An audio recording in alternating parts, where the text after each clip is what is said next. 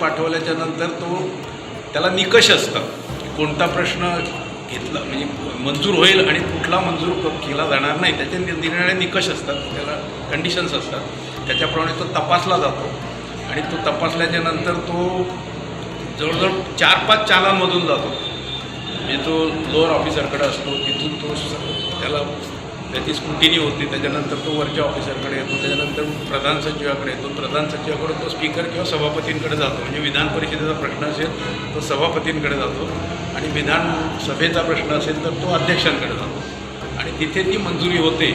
आणि अशा पद्धतीने तो प्रश्न त्या ठिकाणी मग त्याला आधी या आमदारांना तो रोटेशन पद्धत असते. म्हणजे कोणत्या दिवशी मंत्री उत्तर देतील त्याचं एक रोटेशन तयार केलेलं असतं. अधिवेशन ज्या दिवशी सुरू होईल त्या दिवशी तो पहिला तास असतो प्रश्नोत्तराचा.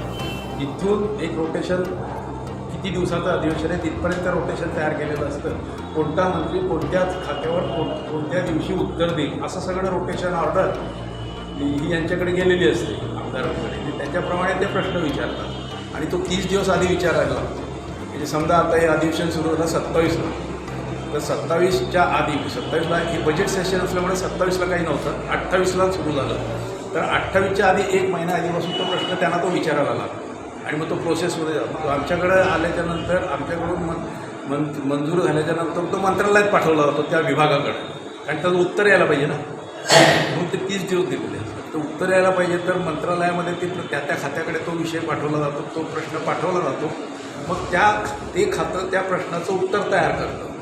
मग आता ते मुंबईत असेल किंवा त्या खात्यात उत्तर असेल तर ते इमिजिएट पण येतं. पण बऱ्याच वेळ काय असतं ते जळगावातून मागवायचं, नागपूरमधून मागवायचं, औरंगाबाद असं मागवायचं, त्याला वेळ लागतो. अशा पद्धतीने ते आमच्याकडे आल्याच्या नंतर मग आम्ही त्याचं परत कलेक्शन करतो आणि ज्याप्रमाणे ते रोटेशन आहे त्याप्रमाणे रोटेशनमध्ये तो बॅलेटमध्ये टाकला जातो. आणि बॅलेटमध्ये टाकल्याच्या कारण एका दिवसाला एका आमदाराचे 3च प्रश्न येऊ शकतात, त्याच्यावर जास्त येऊ शकत नाही. त्यामुळे तो बॅलेटमध्ये टाकला जातो. ती 100, 150, 200, 300 एका दिवसाला लागतात. त्यातले फक्त 3 का 4 चर्चेला येतात, बाकी चर्चेला येत नाही. मग त्याची उत्तरं आलेली असतात, त्याच्याप्रमाणे कार्यवाही होत राहते. ही ह्याला तारांकित प्रश्न म्हणतात. हे ऑन द स्पॉट मंत्र्यांनी उत्तर द्यायचं आणि त्याला उपप्रश्न विचारले जातात. जे उत्तर येतं यांच्याकडे ते छापलेलं असतं सगळं पुस्तक आणि त्या आमदारांना डिस्ट्रीब्यूट केलेलं असतं. त्या दिवशी संध्याकाळी डिस्ट्रीब्यूट केलं जातं. ते आदल्या दिवशी संध्याकाळी